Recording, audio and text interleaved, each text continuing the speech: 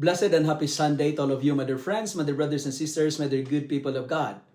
Today is June 28, 2026, and today is the 13th Sunday in Ordinary Time, Year A, last Sunday of the month of June.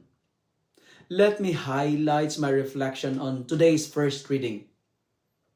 We are reminded today that when we welcome others, we welcome God as well.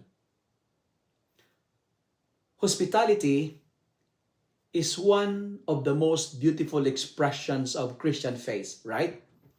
In our first reading for today from the second book of Kings, chapter 4, verses 3 to 8, and verses 14 to 16a, the Shunammite woman teaches us that welcoming others is far more than good manners, It is a sacred act. She recognized Elisha as a man of God and did not simply offer him a meal. She made room for him in her home and also in her heart. She expected nothing in return. Her generosity sprang from love, faith, and reverence for God.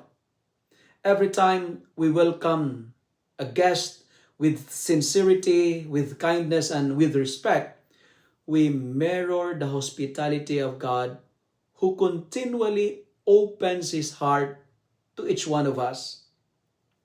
My dear friends, my dear brothers and sisters, authentic hospitality is not measured by the size of our house, but by the size of our heart.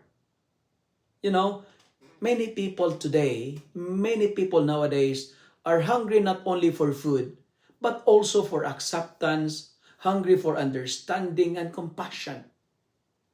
A warm smile, a listening ear, a comfortable seat, a shared meal, or a few encouraging words can become powerful instruments of God's grace.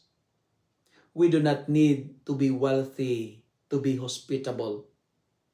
What people often remember most is not the elegance of our table, but the love and kindness they experience while sitting around it.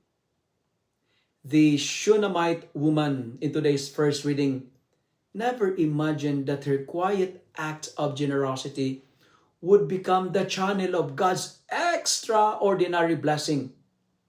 Because she made room for God's prophet, God made room for the deepest desire of her heart by granting her the gift of a son. This reminds us that God never overlooks acts of love offered without selfish motives. While we should never practice hospitality merely to receive something in return, God, in His generosity, delights in blessing, granting hearts that willingly bless others. His rewards often come in ways we never expected and at the time we need them the most. Our homes, our parishes, our hearts should become places where people encounter the love of Christ. Every visitor is an opportunity to serve God in disguise. When we welcome others with joy, when we treat them with dignity and make them feel at home, we proclaim the gospel without speaking a single word.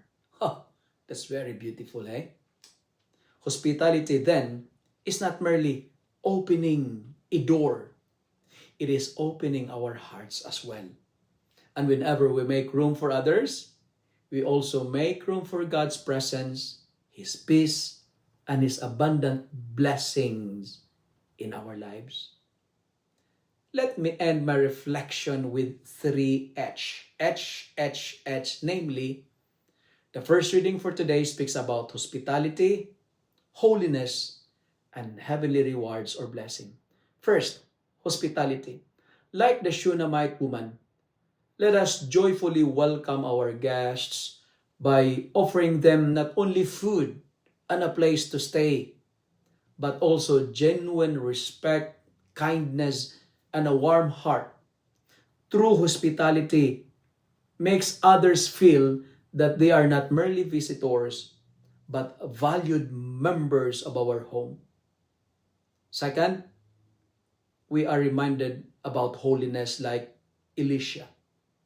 Let us strive to live lives pleasing to God, for the prayers of the righteous are powerful, and God never forgets even the smallest acts of love done in His name.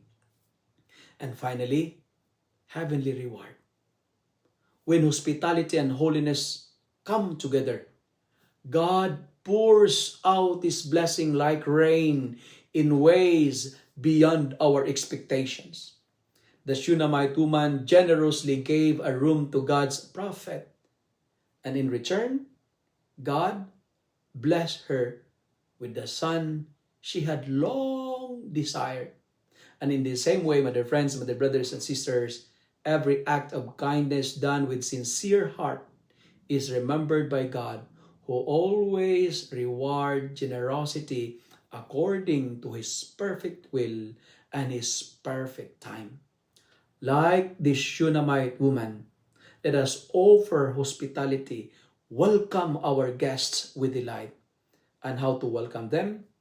Give them food, offer them a place to stay, and give them respect and dignity.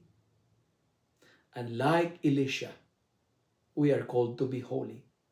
Live a holy life. Because when we do that, as what I've told you, heavenly blessings and heavenly rewards will be poured upon us like rain that drops overflowing us with heavenly blessings and reward. Remember that Shunammite woman? She just offered a portion of her room, a piece of her place. In return, Elisha said to her, this time next year, you will cradle a son, because small acts of kindness has always big rewards. If you love and like this reflection, kindly share it with your friends. Share it with your family. Make the Word of God viral so that many will be blessed.